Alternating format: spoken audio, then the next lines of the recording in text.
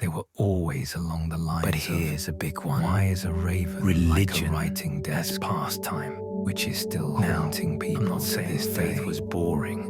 I'm saying church life often doubled as a structured way to pass the week. for the more Sundays outdoorsy meant types, hours there was of always sermons, walking. prayer meetings stretched Yes. into the evening. In the 1800s, choir rehearsals filled a walking Tuesday. wasn't just a way Bible to get study somewhere. took up a It was a Wednesday. full-on By the end of the hobby. week, you were People basically put put on on their solid nicest with shoes, church-related stroll around the activities, block, and then while come sermons home could sometimes like they had just be climbed fiery, Everest. more often than not, Entire families slow, would go for dry, walks as if it was a scheduled sleep-inducing, activity. If you were background rich, noise, if you were trying trying not not to to think think too hard which is a about fancy life. way of saying Let's you not strutted forget around the hoping absolute someone classic noticed your new napping. napping. And for the Yes, working people in the 1800s were professional probably level still nappers. walk. The middle But of less the day for fun, often meant a more little because rest. you didn't have and in a an choice. era without constant stimulation, stroll down the street naps counted weren't as guilty entertainment. pleasures. When your They other were option survival was staring tactics, at a wall, you'd which, lie down after to be lunch, fair, close your was eyes, also and pretty let the popular. boredom carry you off. And honestly, can we bring that But back? let's say you're in the mood for something one more important creative category. People traveling in the 1800s did a lot of spectacles. letter writing. Every now and when then, I say a lot, a town I mean would be blessed entire with a visiting afternoons circus, were lost to a ink traveling and paper. lecturer, or a Remember, scientific there were no demonstration. phones, no People DMs, would no flock to passive watch a aggressive guy WhatsApp show off groups. his collection If of you rocks, wanted to tell your or to cousin see about an the new elephant cat parade you sat through down, the street, wrote a the letter, excitement mailed lasted it a day or two, and then waited 3 everyone weeks for them back to to reply staring with, at their "Oh, walls. that's nice." But for that brief For many moment, Victorians, boredom letters was were lifted, basically the and entertainment then system. back And it some came. people went absolutely far. wild with it. We've got gardening, descriptive food accounts rituals, of the weather, clubs, detailed pseudo-science explanations of what they cards, had for board games. breakfast, people watching guy gossip, even wrote church letters naps, to his dog, and the occasional circus. I Sure, why not? And when you think about it, letter writing was also kind of performative. People would save particularly juicy letters, show them off to friends, or even read them aloud like they were podcasts. Imagine if your DMs were printed and circulated among your neighbors. That was real life for them. Now, for those of you who are more musically inclined, the 1800s had an answer: the piano. Or more broadly, amateur music. If you were middle class or better, odds are there was at least one dusty piano in your parlor, waiting for some teenager to half-heartedly plunk out a hymn while everyone else tried to look supportive. Piano playing wasn't just a hobby. It was basically a social requirement, especially for women. A young lady was expected to play competently enough to not embarrass herself, but not so well that she looked like she was trying too hard, because heaven forbid you actually show ambition. And if there wasn't a piano, someone would probably pull out a violin, or if you were unlucky, a recorder-like flute. Imagine being trapped in a small, candlelit room while your cousin tried to squeak his way through green sleeves. No wonder people fell asleep early.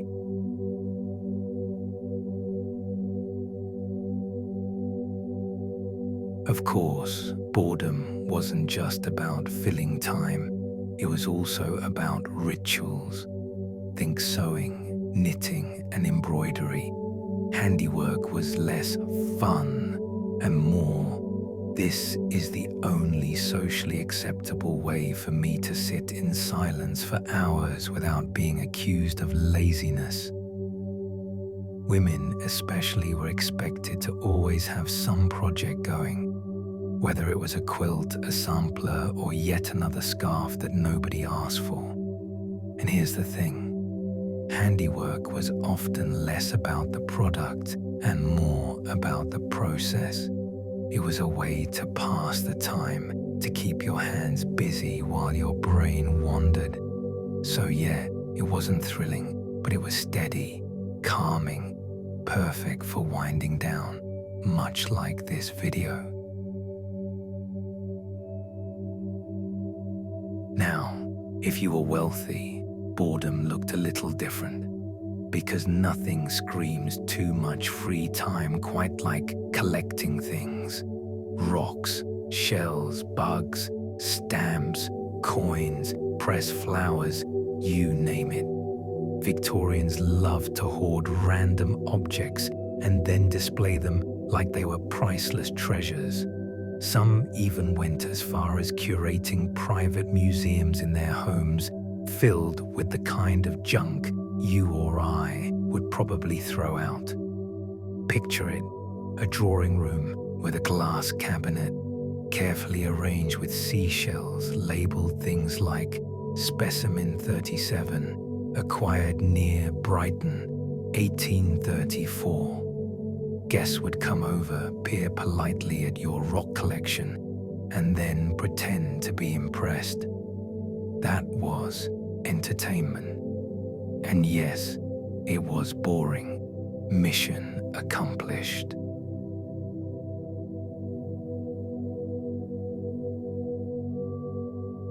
Let's not forget the theater of boredom, social visits.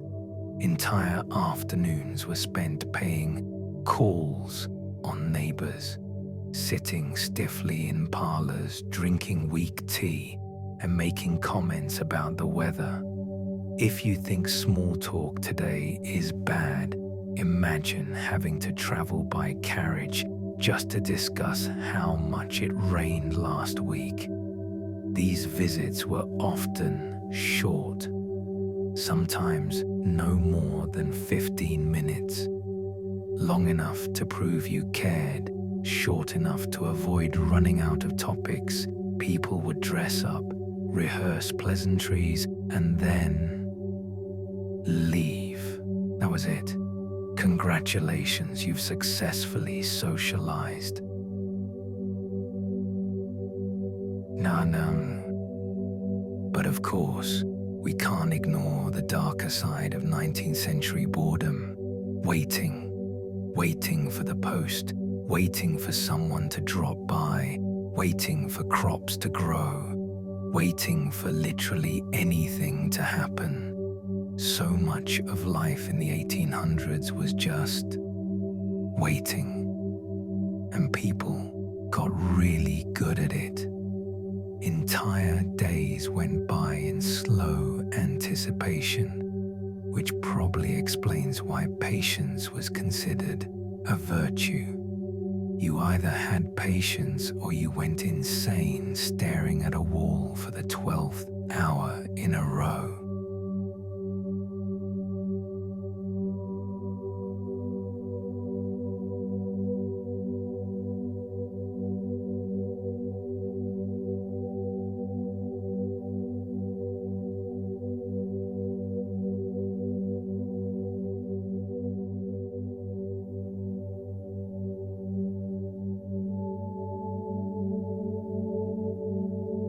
So, what have we got so far? Books, parlor games, walking, letters, music, sewing, collecting, social visits and waiting. None of it thrilling, all of it weirdly soothing, and that's exactly what we came here for tonight. Now, let's drift a little further into this world of slow, uneventful pastimes. Because if you thought embroidery was boring, just wait until we get to gardening. Gardening was basically therapy before therapy was invented, except instead of paying a stranger to nod at you, you just stared at some dirt and waited for a sprout to show up. Everyone gardened, at least if they had a scrap of land. The wealthy had sprawling landscape gardens with winding paths and imported plants. The middle classes had tidy little vegetable plots or flower beds, and the working poor, well, they They sometimes had a window box with a sad geranium clinging to life. But even if you weren't trying to make the next Versailles, gardening was seen as a morally good pastime. You were outside in fresh air, interacting with God's creation, and you weren't, say, gambling or drinking. None of it thrilling, all of it slow, steady, and perfect for sending you to sleep tonight. But before we drift off completely, there's still more. Because the 1800s also gave us the strange world of hobbies that never should have existed, like collecting hair from dead relatives, or obsessively pressing flowers, or cataloging every beetle in your county. So far, we've been strolling through the basics: gardening, embroidery, card games, endless cups of weak tea. But of course, human creativity knows no limits, especially when there's nothing else to do. Which brings us into the delightfully strange corner of 19th century life. Hobbies that make you ask, wait, people actually did that? And yes, they did. Because when you're living in an age without television, podcasts, or cat videos, you start getting really into beetle collections.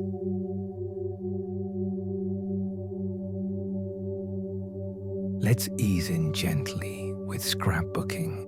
Now, before you picture glitter and live, laugh, love stickers, remember this is the 1800s. Scrapbooking then meant carefully cutting articles, poems, or illustrations out of newspapers and pasting them into giant albums. People would fill entire volumes with clippings about shipwrecks, recipes, or, if you were really ambitious, every obituary you could find. For some, scrapbooks became personal diaries with pressed flowers or ribbons tucked between the pages. For others, they were pure bragging rights. Look at my collection of particularly boring clippings about the weather. Imagine inviting your friends over just to flip through your scrapbook of rainfall statistics. That was entertainment. And of course, scrapbooks were often handed down to the next generation, because nothing says family heirloom like 200 pages of yellowing newspaper cutouts about lost cats from 1829. Moving on, let's talk about hair art. Yes, hair. People in the 1800s had a thing for keeping locks of hair as keepsakes. It started innocent enough. You snip a lock of your sweetheart's hair, tuck it in a locket, and wear it close to your heart. Romantic, right? But then, Victorians being Victorians, they escalated. Soon, they were weaving entire wreaths out of hair, framed, displayed, and admired, sometimes from one person, sometimes from the whole family. And then there were the memorial pieces, made from the hair of the deceased. You'd have a lovely frame design hanging in your parlor, made entirely of Great Aunt Mildred, cozy in a morbid way. To us, it feels creepy, but for them, it was sentimental. And hey, at least it was a hobby. Hours of braiding, twisting, and arranging strands into delicate patterns. Imagine explaining to your modern therapist, my stress relief is weaving hair wreaths from all my relatives. Perfectly normal. Now let's slide gently into taxidermy. Taxidermy in the 1800s wasn't just about hunting trophies. It became an artistic pastime. People, mostly the eccentric upper classes, started stuffing animals in increasingly strange ways. Birds arranged in little tableaux, kittens dressed as Victorian children, squirrels having a tea party. Nothing says refined culture like a stuffed weasel holding a miniature violin. Of course, most of these displays looked unsettling, but that didn't stop people from keeping them in their parlors. Guests would sit down for tea and be greeted by a stuffed raccoon in a waistcoat. Very relaxing. And if you couldn't afford full-on taxidermy, there were always smaller collecting hobbies, like pressing butterflies, pinning beetles, or labeling seashells. Many Victorians had cabinets of curiosity where they kept their oddest finds: rocks, bones, fossils, dead bugs. Basically, the Victorian version of a junk drawer, except you showed it off proudly. Of course, we can't skip over flower pressing. This was a favorite among middle-class ladies. You'd collect flowers, flatten them between heavy books, and then mount them in albums. The result was a delicate, dried reminder of your nature walks. It was gentle, calming, and just a bit obsessive. Some people went so far as to catalogue every plant in their county, because nothing says fun like walking miles just to press yet another daisy. And yet, flower pressing had its charm. It gave you something to do with your hands. It gave you an excuse to be outdoors, and it let you pretend your personal herbarium was as important as the Royal Botanical Gardens. Now, for the true eccentrics, amateur archaeology. Yes, the 19th century was the age of digging random holes in the ground and calling it science. Wealthy gentlemen and bored clergymen would go poking around in fields, pulling up Roman pottery or medieval bones and then displaying them in their living rooms. Archaeology wasn't yet a structured discipline. It was more like glorified treasure hunting. Someone would dig up a rusty sword, proclaim it belonged to King Arthur, and then serve dinner next to it. Entire weekends vanished in muddy excavation pits, followed by long evenings of staring at shards of pottery. And let's be honest, 90% of it was probably just rocks. But hey, it kept them busy. For those less into dirt, there was always philately. Yes, stamp collecting. Stamps only became a thing in the 1840s, but once they did, people went wild. Suddenly, tiny scraps of paper became objects of obsession. Collectors hunted rare issues, traded duplicates, and carefully pasted stamps into albums. It was slow, methodical, and gloriously dull. Exactly the kind of hobby you'd expect from a century that also gave us needlepoint sermons. And it wasn't just stamps. People collected coins, shells, matchboxes, postcards, you name it. If it could be stored in an album or a little wooden case, someone in the 1800s was probably hoarding it. Another crowd favorite, sketching and watercolors. Now, don't get too excited. Most of these weren't masterpieces. We're talking about amateurs sketching trees, churches, or the family dog. But sketching was respectable. It showed refinement. It gave people a way to spend long afternoons outdoors squinting at landscapes and hoping the wind didn't blow their paper away. Watercolor sets were common gifts, especially for young ladies, and the results often ended up framed on parlor walls. A little lopsided, maybe, but charming in their own way. And again, time-consuming, which was the point. We also have to talk about the diary obsession.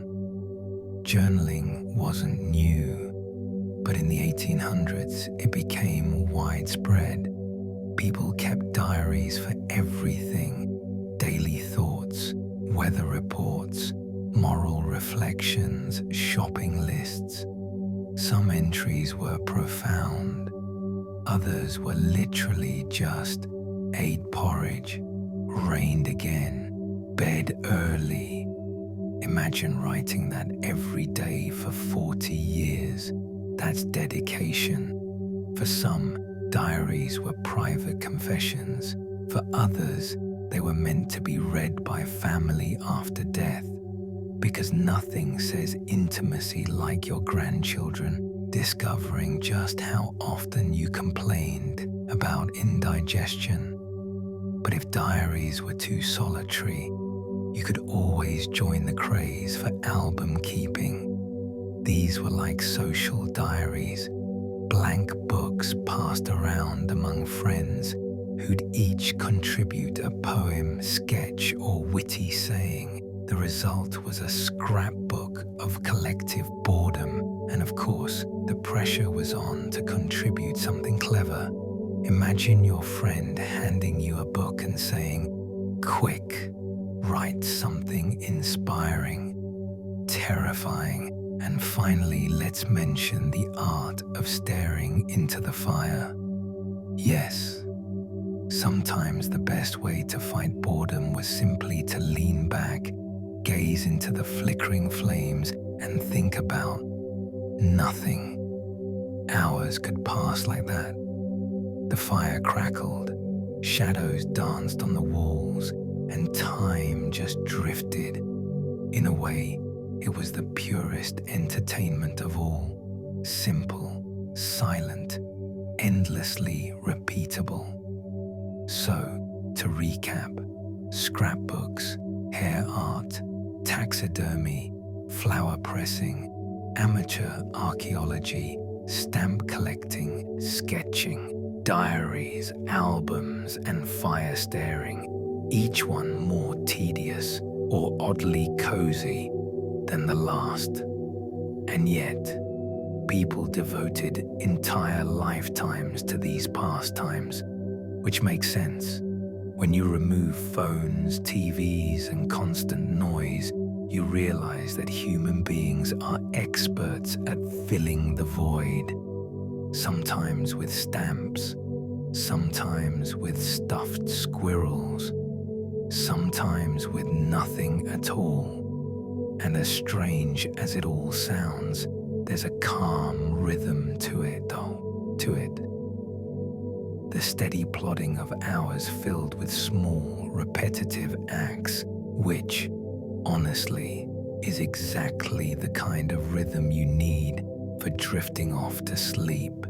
Now, let's shuffle onward, because we've still got a few more dull delights to explore, like how entire evenings were wasted on endless public lectures, or how Victorians could make staring at a map last 3 hours. But that is coming next. So, let's say you've written your endless polite letters. You've done embroidery until your hands feel like they're attached to a Victorian sewing machine. And you've played whist for 6 hours straight. What else could you possibly do? Well, you could always stare out the window. Yes, really. In fact, this was an underrated pastime. The act of gazing at the street or across the fields became a little event in itself. In towns, it was practically free entertainment. watching who passed by, which neighbor had a scandalously new hat, or whether the baker's boy tripped again while carrying bread. In rural areas, you might just watch cows doing absolutely nothing, which for some was about as thrilling as life got on a Wednesday afternoon.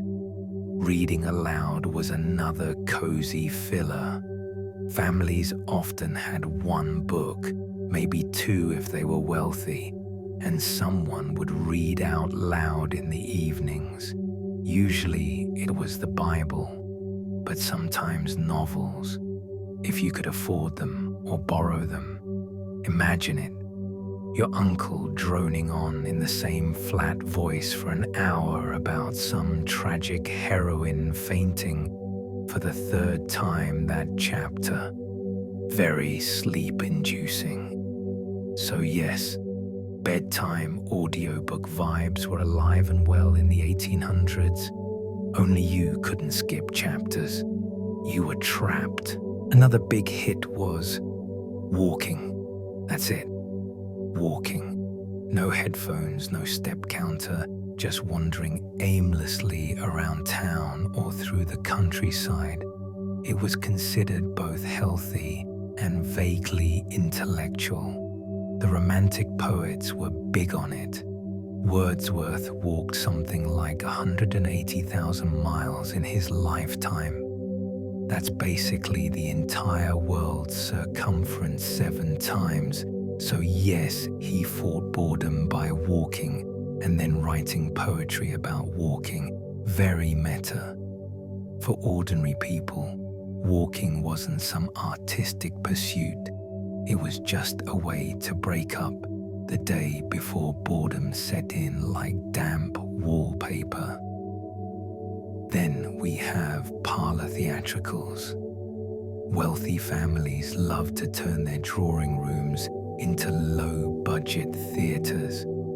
They drag out costumes, write painfully long amateur plays, and force siblings to act out scenes in front of mildly amused parents. Think family talent show, but without talent. Guests might clap politely while secretly wishing the floor would swallow them whole. This was less about entertainment and more about proving you were cultured, even if your acting made cardboard look expressive. And oh, don't forget scrapbooking. Yes, people pasted random clippings, pressed flowers, and cut out silhouettes into big albums. It was part hobby, part archive of nothing in particular. You'd flip through it years later and go, ah yes, the receipt for gooseberries in 1829. Truly, my legacy. Strangely enough, people loved it. It gave them a sense of purpose in a time before social media posts could announce every minor detail of life. But perhaps one of the most gloriously boring activities was visiting. You'd go call on neighbors or distant relatives for no reason beyond filling an afternoon. There were actual calling hours, basically official boredom slots. You'd sit stiffly, drink tea, comment on the weather, and leave your little visiting card on a tray. The whole system was like the world's slowest version of texting someone, hey, and yet it kept people occupied. For women in particular, it was also one of the few sanctioned ways to interact outside the home without causing gossip. Though, ironically, most of those visits turned into gossip sessions anyway, and of course, music. Nearly every middle-class home had a piano. Playing it wasn't just a hobby, it was practically a social requirement. If you were a young woman and couldn't plink out at least a passable waltz, good luck in the marriage market. So evenings often featured piano playing, singing, or listening to someone attempt the violin in ways that sounded more like furniture being tortured. It filled time, it showed refinement, and sometimes, just sometimes, it was actually nice. Let's drift now to one of the most peculiar boredom fighting strategies: collecting things. People collected everything: stamps, shells, beetles, feathers, even locks of hair. Yes, entire albums of human hair, neatly braided and glued in, were considered sentimental keepsakes. Imagine explaining that to someone today. Oh, yes, here's a locket of Aunt Mildred's hair, very fashionable.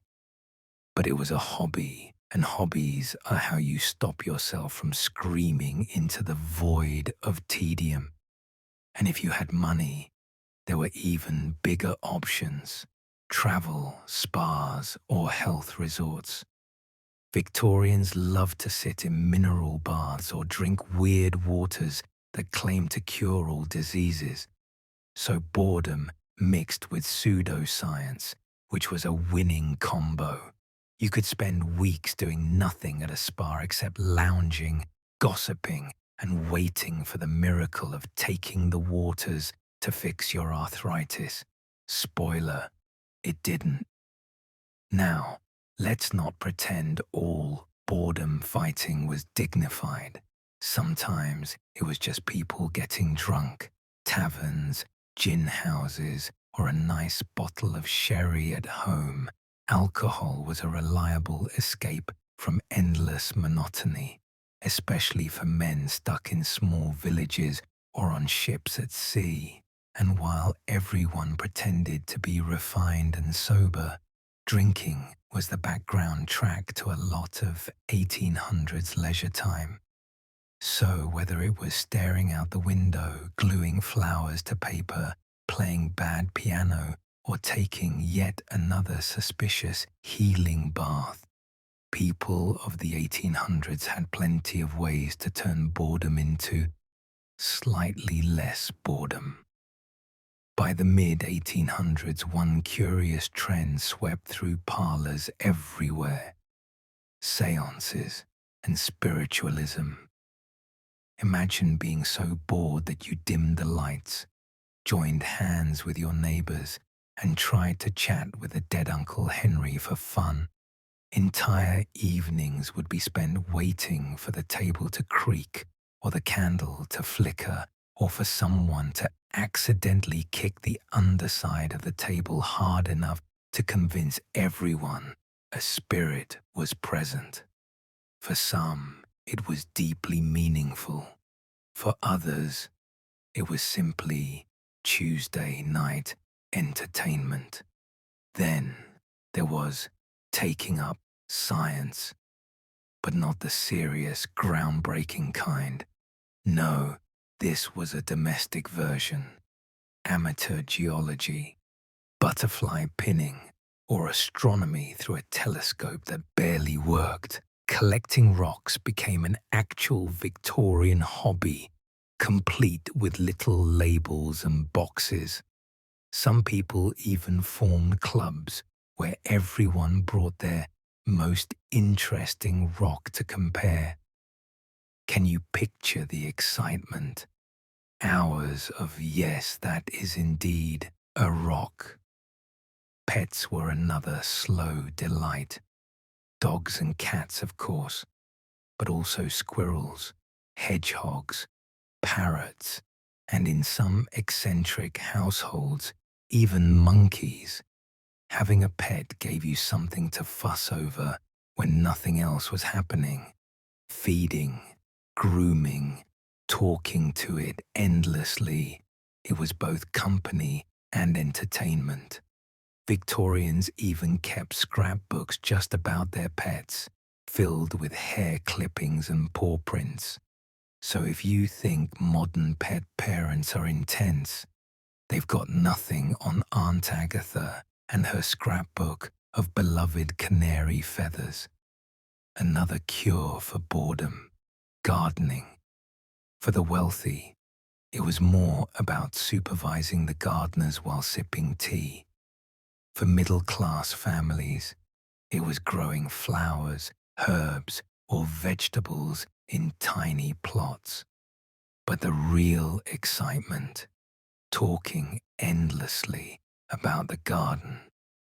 Guests were expected to admire your roses, whether they liked flowers or not. Entire afternoons disappeared in conversations like, "Yes, the dahlias are late this year." Riveting. For men of means, gentlemen's clubs filled hours. These weren't nightclubs. They were quiet spaces with leather chairs, endless newspapers, billiard tables, and most importantly, an atmosphere of dignified boredom. You might sit for hours in total silence, reading about parliament debates or pretending to care about someone's hunting trip. The point wasn't fun, it was belonging. A cozy, exclusive kind of tedium. Women, meanwhile, often endured endless sewing circles. These weren't fast-paced, chatty get-togethers.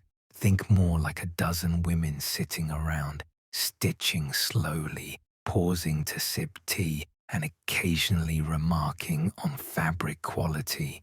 It was socializing, yes, but the kind that made time crawl. And yet, it was also oddly soothing. Each stitch like a metronome marking the quiet passage of the day. And let's not forget letter-writing marathons. A single letter wasn't enough. People wrote dozens, thanking, updating, gossiping, apologizing, all in the most formal, long-winded style imaginable. Families even had designated letter days when everyone sat at their desks and scribbled away. It was busy work disguised as duty, and by the time you sealed the envelope, you felt productive, even if all you'd said was, "I remain your most humble servant." Oh, and then there was train watching. When railroads became common, people would gather at stations just to watch the trains arrive and depart. Hours of waiting for the whistle, seeing the steam rise, and waving politely at strangers speeding off to somewhere else. It was the 19th century version of scrolling endlessly through social media, except slower, louder, and with more soot in your face. Evenings sometimes brought board games like backgammon or drafts. The rules were simple, the pace was slow, and the arguments over who cheated were often more exciting than the game itself. If you were lucky, you had a chess set, but not everyone had the patience for it. Most just liked the rhythm of dice, the clack of pieces, and the faint feeling of doing something, even if that something took all night. Finally, there was one universal cure for boredom that hasn't changed across centuries: napping. Afternoon naps were so normal that entire households would sink into silence after lunch, curtains drawn, chairs tilted back, and an hour or two of blissful sleep in the middle of the day. Some pretended it was for health. Most just admitted life was tiring, and naps were better than twiddling your thumbs. By the late 19th century, some people turned to scrap quilting as their hobby of choice. If you've ever looked at a patchwork quilt and thought, "This must have taken forever," you're right. The process involved collecting every odd scrap of fabric, old dresses, leftover curtain pieces, even worn-out undergarments, and stitching them together into a blanket. The designs could be intricate or just random chaos stitched into cloth.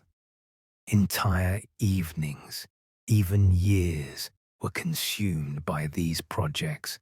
Families passed them down like treasure, even though they were essentially glorified fabric recycling.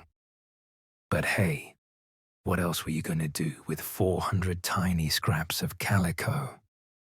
Next up, diary writing. Victorians adored recording the crushing uneventfulness of their daily lives. Pages upon pages of weather fair, walked in garden, had tea. Occasionally, something mildly exciting slipped in, like saw a neighbor's cow escape. But for the most part, diaries became endless records of monotony. Strangely enough, people loved rereading them. Imagine revisiting 3 months of embroidered socks, ate porridge, looked at rain. Comforting, yes. Thrilling, absolutely not. Another slow cure for tedium. Photography.